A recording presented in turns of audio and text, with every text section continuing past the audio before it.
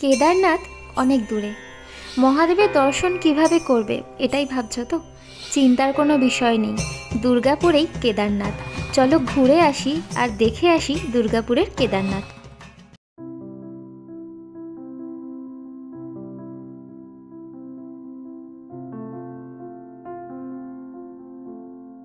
প্রায় 12টার কাছাকাছি আমরা বের হলাম সেই জায়গাটার উদ্দেশ্যে। একদমই ঠিক, যেটা তোমরা থাম্বনেলে দেখতে পেয়েছো। আমিও ভীষণ অবাক। যাই হোক, এই যে ডান দিকে যেটা দেখতে পাচ্ছ, এটা হলো অরবিন্দ বিদ্যা মন্দির। এখানে বাবাই কিন্তু ক্লাস 10 অবধি পড়াশোনা করেছিল। আকাশের ওয়েদার তোমরা এখন দেখতেই পাচ্ছ, কতটা রোদ উঠে রয়েছে, কিন্তু তার সাথে বেশ মেঘ হয়ে রয়েছে। জানি না আজকে বৃষ্টি হবে না এরকম রোদ্দুর খটখটা থাকবে। তোমরা কি বলো? আর আজকে আমাদেরকে কীরকম লাগছে সেটা কিন্তু কমেন্টে অবশ্যই জানিও। আমরা যাচ্ছি একটা জায়গায়, জানি না জায়গাটা খোলা থাকবে কিনা, তাও আমরা বেরোলাম দেখি একবার। আর বেরোলাম সম্পূর্ণ আপনাদেরই জন্য, আপনাদের দেখাবার জন্য একটা নতুন জায়গা। চলো যাওয়া যাক আর দেখা যাক যে খোলা পাই কিনা, আমাদের ভাগ্য আমাদের সাথ দেয় কিনা। দেখো এখানে কিন্তু ট্রাফিক আছে, মানে সেরকম লেভেলের ট্রাফিক না, বাট সিগন্যাল আছে। আমরা এখন এখানেই দাঁড়িয়ে আছি। ট্রাফিক সিগন্যাল গ্রিন হতেই কিন্তু আমরা বেরিয়ে পড়লাম সেই উদ্দেশ্যে। চলো যাওয়া যাক আর দেখা যাক যে কি হয়। আর তোমরা তো দুর্গাপুরের বিষয়ে জানোই যে কতটা ক্লিন সিটি আর কত সুন্দর গ্রিন গ্রিন থাকে। আমার তো ভীষণই ভালো লাগে। তোমরা কি এসছো? এখনো অবধি আসোনি? তাহলে দেরি করো না, ঝটপট চলে এসো। দেখতে দেখতে অনেকটা বেশ চলে এলাম। এই যে সামনে আপনারা দেখতে পাচ্ছেন এই যে রেল লাইনটা, এটা হচ্ছে প্ল্যান্টের রেল লাইন। ডান দিকে হচ্ছে ডিএসপি আর বাঁ দিকে হচ্ছে এএসপি। আপনারা তো শুনেইছেন দুর্গাপুর স্টিল প্ল্যান্ট, আর বাঁ দিকে হচ্ছে অ্যালয় স্টিল প্ল্যান্ট। আপনারা তো জানেন যে দুর্গাপুর কিন্তু বিখ্যাত এই স্টিল ইন্ডাস্ট্রির জন্য। এই DSP plant and ASP plant, যেটাকে কিন্তু কন্ট্রোল করে সেল ইন্ডিয়া। এটি হচ্ছে মায়াবাজার রেলগেট, খুব কনজেস্টেড জায়গা। আজকে আমাদের কপালটা ভালো ছিল বলে একবারেই পেরিয়ে গেলাম, একবারও আমাদের দাঁড়াতে হলো না। অন্যদিন যখন আমি এখানে কাজের জন্য আসি তো বাবা আর বলবেন না, এতক্ষণ আমাদের দাঁড়িয়ে থাকতে হয়, প্রায় ঘন্টার পর ঘন্টা এখানেই আমার গাড়ির ভেতরে কেটে যায়। কি বলবো।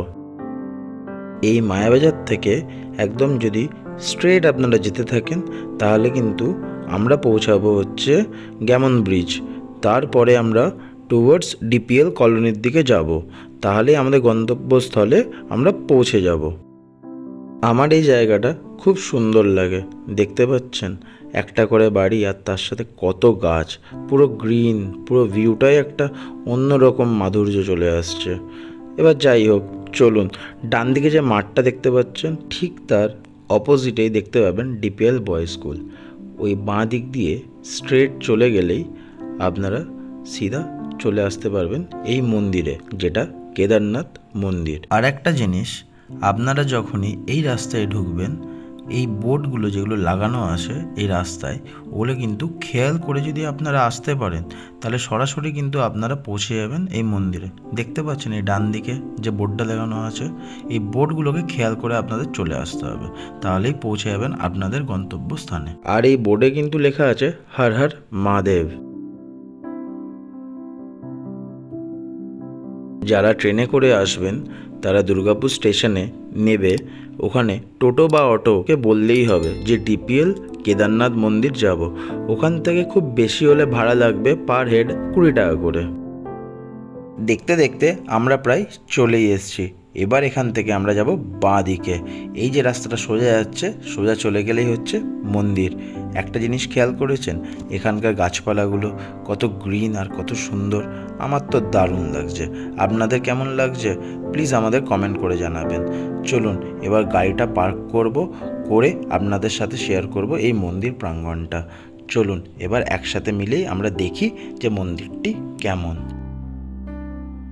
উত্তরাখণ্ডের চোরাবাড়ি হিমবাহের কাছে মন্দাকিনী নদীর ধারে সমুদ্রপৃষ্ঠ থেকে প্রায় 3500 মিটার উপরে অবস্থিত কেদারনাথ মন্দির। এখানে দেশ বিদেশের নানা প্রান্ত থেকে লক্ষ লক্ষ মানুষ প্রতি বছর ছুটে আসেন কেদারনাথের দর্শন পেতে। দুর্গম পাহাড়ি পথ, প্রতিকূল আবহাওয়ার ঝুঁকি পেরিয়ে কেদারনাথে পৌঁছতে গিয়ে প্রতি বছর প্রাণ হারান বহু মানুষ। কিন্তু ইচ্ছে থাকলে বাংলার শান্ত মনোরম পরিবেশে সবুজে ঘেরা এক টুকরো কেদারনাথ মন্দিরে অনায়াসেই পৌঁছে যেতে পারেন। হ্যাঁ, অনেকের হয়তো জানা নেই, হুবহু কেদারনাথ মন্দির, তবে আকারে অনেকটাই ছোট। উত্তরাখণ্ডের মিনি সংস্করণ রয়েছে এই বাংলার দুর্গাপুরেই। চাইলে উইকেন্ডেও তোমরা ঘুরতে আসতে পারো। হাওড়া এবং শিয়ালদা থেকে দুর্গাপুরগামী যে কোনো ট্রেন ধরে গন্তব্য স্টেশনে নেমে কিভাবে আসতে হবে সেটা কিন্তু বলেই দিয়েছি একটু আগে, তোমরা কিন্তু অবশ্যই শুনে নিও। দুর্গাপুর রেল স্টেশন থেকে এটির দূরত্ব মোটামুটি 2.5 থেকে 3 কিলোমিটার মাত্র। সোজাসুজি রয়েছে মহাদেবের গর্ভগৃহ, আর তার পাশেই আছে ডান দিকে যজ্ঞ করার জায়গা, আর তার বাঁ দিকেই আছে হনুমান মন্দির। এবারে চলো হনুমান মন্দিরের ভিতরে যাওয়া যাক আর দেখা যাক কত সুন্দর করে ভগবানকে সাজিয়ে রাখা হয়েছে।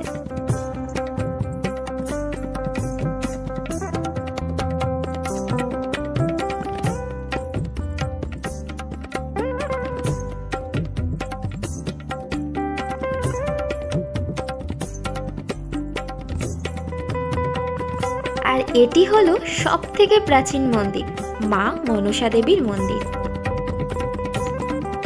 যতটুকু জানতে পেরেছি, করোনা হওয়ার আগে থেকেই এই মন্দিরটি তৈরি হচ্ছিল, কিন্তু করোনার জন্য এই মন্দিরটি তৈরি করা বন্ধ হয়ে যায়। আর মন্দিরটি দেখতে পাচ্ছ কত সুন্দরভাবে তৈরি করা হচ্ছে। আর ওপরে যেটি রয়েছে সেটি তুলসী মঞ্চ, আর নিচে ভগবান বিষ্ণুর মন্দির তৈরি করা হবে। এখনো অবধি সূত্রের খবর এটাই বলে।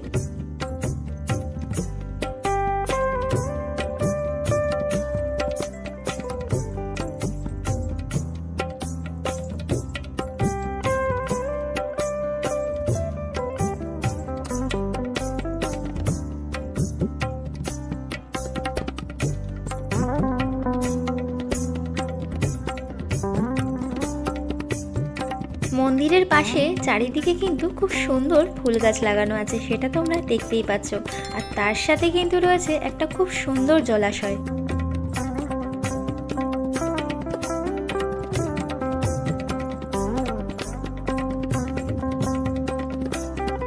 আর দেখতে পাচ্ছ কলকে ফুলের গাছটা, কত কলকে ফুল হয়ে রয়েছে। আমার তো ভীষণ ভালো লাগছে দেখতে।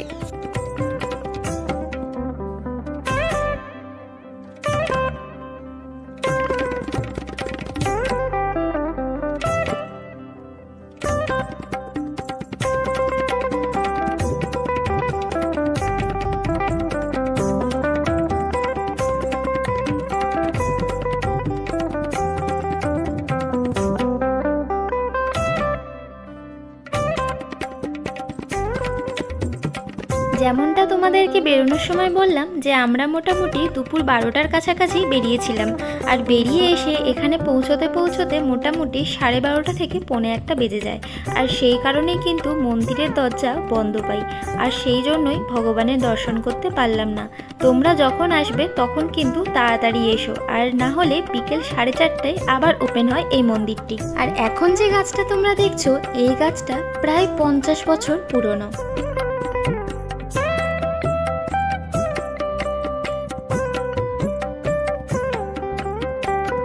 এই মন্দির তোমরা যখন ভিজিট করবে তখন কিন্তু অবশ্যই সাথে করে পুজোর সামগ্রী নিয়ে আসবে, কারণ আমরা যেহেতু দুপুরবেলা এসেছি সেই সময় কোনো দোকানই দেখতে পাইনি। তবে সকালে দোকান থাকবে কিনা সেটাও আমরা শিওর হয়ে বলতে পারছি না। আর সেই জন্যই তোমাদেরকে আগে থেকে বলে দেওয়া যে যখনই আসবে তখন কিন্তু পুজোর সমস্ত সামগ্রী, যেগুলো তোমরা পুজো দিতে চাও, যেগুলো দিয়ে পুজো করতে চাও, সমস্ত কিছুটা নিজেদের সাথে করে নিয়ে এসো। ঠাকুরের স্থানে মিথ্যে কথা বলতে নেই, তবে সত্যি কথাটা হলো তোমরা আমাদের ইন্সপিরেশন। আমরা তোমাদের ফিডব্যাকের ভিত্তিতেই ভিডিও বানাই, আর এখন যদি তোমরাই সাবস্ক্রাইব না করো তাহলে আমাদের ইচ্ছে শক্তি অনেকটাই কমে যাবে, কারণ তোমরাই আমাদের মনের জোর। নিচে দেওয়া ডেসক্রিপশনে সমস্ত লিঙ্ক উল্লেখ করা থাকবে। আরও নতুন ভিডিও পাওয়ার জন্য আমাদের ইউটিউব চ্যানেলটিকে সাবস্ক্রাইব করতে একদম ভুলবে না, আর সবার আগে নোটিফিকেশন পাওয়ার জন্য বেল আইকনটি প্রেস করতে একদম ভুলবে না। ফিরে আসি আবার ভিডিওতে। কলকে ফুলের গাছগুলো এত সুন্দর আর এত সুন্দরভাবে ফুল ফুটে রয়েছে যে আমি এই ফুল পাড়ার লোভ সামলাতেই পারলাম না। এই জন্য কিন্তু আমি একটা ফুল পেরে নিলাম। আর সত্যি বলতে এই ফুল হাত দিতে হয় কি হয় না আমি এখনও জানি না, তবে এখানে এসে আমি সেরমভাবে কোনো পুরোহিত দেখতে পাইনি যে জিজ্ঞাসা করব, সেই জন্য ছিঁড়ে আমি একটা নিজের কানেই গুঁজে নিলাম। আর সত্যি বলতে নিজের কানেও গুঁজতে হয় কিনা এটাও জানি না, তবে ইচ্ছেটা বহিঃপ্রকাশ হলো এইভাবেই। তবে এই ফুলটা আমি একটা ছোট্ট বাছুরকে দিয়ে দিয়েছি। তবে আমার একটু হলেও মনটা খারাপ, যেহেতু এত দূর থেকে এসেও যখন মন্দিরের দরজা বন্ধ দেখলাম, যখন দর্শন লাভ হলোই না, তখন আমার সত্যি মনটা অনেকটাই খারাপ। আর সেই জন্যই কিন্তু বাবাই আমাকে আরেকটা কলকে ফুল পেরে দিয়েছিল, তবে সেটা অন্য আরেকটা গাছ থেকে। আর সেইটার রং কিন্তু পুরো সাদা, তোমরা সেটা দেখতেই পাচ্ছ কতটা সুন্দর। আর সেই জন্য এই ফুলটা আমি মজা করে বাবাইয়ের কানে গুঁজে দিয়েছি। আমার তো বেশ ভালোই লাগছে বাবাইকে এরমভাবে দেখতে, যে ও এখন অবধি কানে ফুলটা নিয়ে ঘুরে বেড়াচ্ছে। আমার তো মন্দিরটা বেশ ভালোই লাগলো, কিন্তু একটা কথা, সবই তো নয় ভালো হলো, কিন্তু এক জায়গায় আমার মনটা খুব খারাপ হয়ে গেল। কারণ কি এত দূর থেকে এলাম, তারপরে মন্দিরের দরজাটা খোলা ছিল না, ভগবানের দর্শনও পেলাম না, আর তোমাদেরকেও করাতে পারলাম না। দেখি নেক্সট টাইম এলে নিশ্চয়ই আমি তোমাদেরকে দর্শন করাবো। চলো এবারে আমরা বেরোই, আর বাড়িতে গিয়ে দেখি মা কি রান্না করে রেখেছে। সত্যি বলতে এই মন্দিরে আসবো বলে সেরকমভাবে আমরা কিছুই খেয়ে বেরোইনি। এমন একটা সময় বেরিয়েছি যে যেই সময় লাঞ্চ করা সম্ভবই নয়, কারণ তার একটু আগেই আমরা ব্রেকফাস্ট করেছিলাম, আর সেই জন্যই কিন্তু লাঞ্চ করা সম্ভব হয়েছিল না। আর এখন ভীষণ খিদে পেয়েছে, যে তোমাদেরকে বলে বোঝাতে পারছি না, যে সত্যি অনেকটা খিদে পেয়ে গেছে। তার মধ্যে বাবাই বলল গাড়ির তেলটা ভরিয়ে নেবে। আর ভাবো এত খিদে পেয়েছে, আর তার মাঝখানে যদি এরকম ভাবে দাঁড়ায় কার ভালো লাগে বলো তো। আর এই গোমরা মুখোকে দেখো, এখনো অবধি মনে হচ্ছে যেন ওর খিদেই পাইনি। যাই হোক, আমার তো ভীষণই খিদে পেয়েছে। আমি ভাবছি কতক্ষণে এখান থেকে তেল ভরে আমরা বেরোবো। আর তেল ভরার একটাই কারণ, সেটা হলো নেক্সট আমরা যখন কোথাও যাব তখন তো আমাদের গাড়ি করেই যেতে হবে।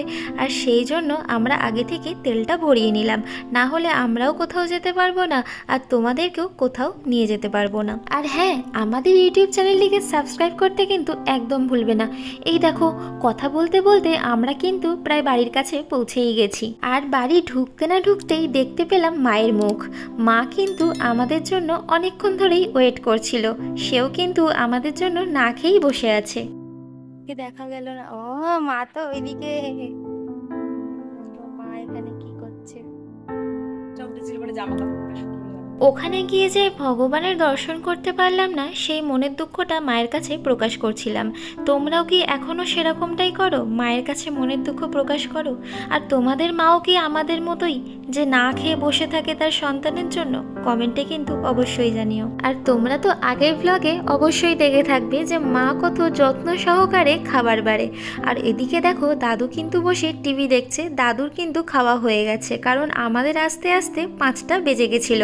আজকে মেনুতে আছে ওল ভাতে মাখা, শুক্তো, সোয়া চাংসের তরকারি, আর হচ্ছে দোকানের কেনা মিষ্টি দই, আর তার সাথে কিন্তু স্যালাড, যেটা বাবাই রোজই খায়। আজকে শনিবার, আর আজকের দিনটা আমাদের এই বাড়িতে কিন্তু নিরামিষ রান্না হয়। শুধু শনিবার নয়, শনিবার, বৃহস্পতিবার আর সোমবার। তোমাদের বাড়িতে কোন কোন বার নিরামিষ রান্না হয় সেটা কিন্তু কমেন্টে অবশ্যই জানাবে। আমার কিন্তু বেশ ভালো লাগছে খেতে। বাই দ্য ওয়ে, নিরামিষ খাওয়া স্বাস্থ্যের পক্ষে সত্যিকারের উপকার, আর সেই জন্যই যতটা পারবো নিরামিষ খাবারটাই আমরা ক্যারি করব। কিন্তু ওই যে বলে মাংস খেতে বেশি ভালোবাসি, সেই জন্য মাংসের লোভটা সামলাতেই পারি না। সবজির থেকে বেশি মাংসটাই খাওয়া হয়। শুধুমাত্র এই বারের বাহানা দিয়েই কিন্তু নিরামিষটা খাওয়া হয়। ওল ভাতে দিয়ে খাওয়ার পর এবার আমি খাবো হচ্ছে শুক্তো। শুক্তোর মধ্যে দেওয়া আছে হচ্ছে পেঁপে, বড়ি আর অনেক রকম সবজি। আমার কিন্তু শুক্তো খেতে খুব ভাল লাগে, আর শুক্তো কিন্তু শরীরের পক্ষে অনেক ভালো। এবার ব্যাপারটাকে মেখে খাওয়া যাক, দেখি কেমন লাগে খেতে। দারুণ খেতে, দারুণ। সত্যি কথা বলতে এই বড়িটা যেটা দেখতে পেলে দারুণ খেতে, বড়িটারও একটা আলাদাই টেস্ট আছে। আমারও কিন্তু শুক্তো খেতে বেশ ভালো লাগে, তবে তোমরা তো জানোই আমি সেরকমভাবে উচ্ছে খাই না বলতে পারো। আর আমার পাতে যে উচ্ছেগুলো পড়ে সেগুলো কিন্তু আমি মোটামুটি তুলে দিই, কিছুটা বাবাইয়ের পাতে আর বাকিটা মায়ের পাতে। আমাদের কিন্তু ফেসবুকে একটা পেজ আছে যার নাম রিক্তামান সুস্মিতাস লাইফস্টাইল। তোমরা কিন্তু ওখানে আমাদেরকে ফলো করতে একদম ভুলবে না, কারণ সেখানে কিন্তু আমরা আমাদের মিনি ব্লগগুলো পোস্ট করে থাকি। ফেসবুক পেজে এসে দেখো, আমাদের মিনি ব্লগগুলো যদি ভালো লেগে থাকে তাহলে লাইক, কমেন্ট, শেয়ার অবশ্যই করে দিও। পেজের লিংক ডেসক্রিপশনে দিয়ে রাখবো। এবার খাবো সোয়াবিনের তরকারি দিয়ে। তোমরা কি জানো সোয়াবিনটা কি করে বানানো হয়েছে? তাহলে চলো তোমাদের বলি। সোয়াবিনটাকে না পুরো মিক্সিতে পুরো গ্রাইন্ড করে নিয়েছে। আর আমি মাকে বলেছিলাম যে ব্যাপারটা পুরো গ্রাইন্ড করে নাও, দেখি কীরকম লাগে খেতে, কারণ গোটা গোটা সোয়াবিন তো সবাই খায়, আর গ্রাইন্ড করে খেলে কিন্তু আমার যায় না, খুব ভাল লাগে। তোমরা কি কখনো খেয়েছো? আর যদি খেয়ে থাকো তো প্লিজ আমাকে জানিও, আর যারা খাওনি একবার প্লিজ ট্রাই করে দেখো, সত্যি খুব ভাল লাগবে। আমি তো নর্মালভাবে সোয়াবিনের তরকারি খেয়েছি, তবে এই রকমভাবে সোয়াবিনটা আমার বেশ ভালোই লাগছে। তবে প্রথমবার খাচ্ছি বলে আমার চোখ মুখটা এরকম লাগছে, কারণ আমি এখনও ফিল করছি খেতে খেতে যে অ্যাকচুয়ালি কীরকম টেস্ট লাগছে। সত্যি বলতে কিন্তু ভীষণই সফট, একদম মুখে দিলেই গলে যাচ্ছে, এতটাই সুন্দর। যতই হোক, এই যে আমি দইটা খাচ্ছি না, সত্যি কথা তোমাদের আমি আবারও বলি, আমার নিজের ঘরে পাতা দইটা না বেশি ভাল লাগে। আমি জানি না কেন, বাইরে আমি এত দই খেয়েছি, আর ঘরে পাতা দইটার মধ্যে একটা আলাদা একটা টেস্ট আছে। ওর মধ্যে একটা স্বরের একটা ভাব থাকে, আর পুরো জমাট থাকে, আর মিষ্টিটা নর্মাল থাকে। এরকম নয় যে বাইরের দই আমি দেখেছি অনেক জায়গায় খেয়ে যে ঝাঁঝালো, অনেক সময় ভালো লাগে না, কিছু কিছু দোকানে আবার ভালো। এই কারণেই আমার ঘরে পাতা দইটা একটু বেশিই ভাল লাগে। যাই হোক, আজকের ভিডিওটা কেমন লাগলো সেটা আমাদের অবশ্যই জানিও। দেখা হচ্ছে নেক্সট ব্লগে।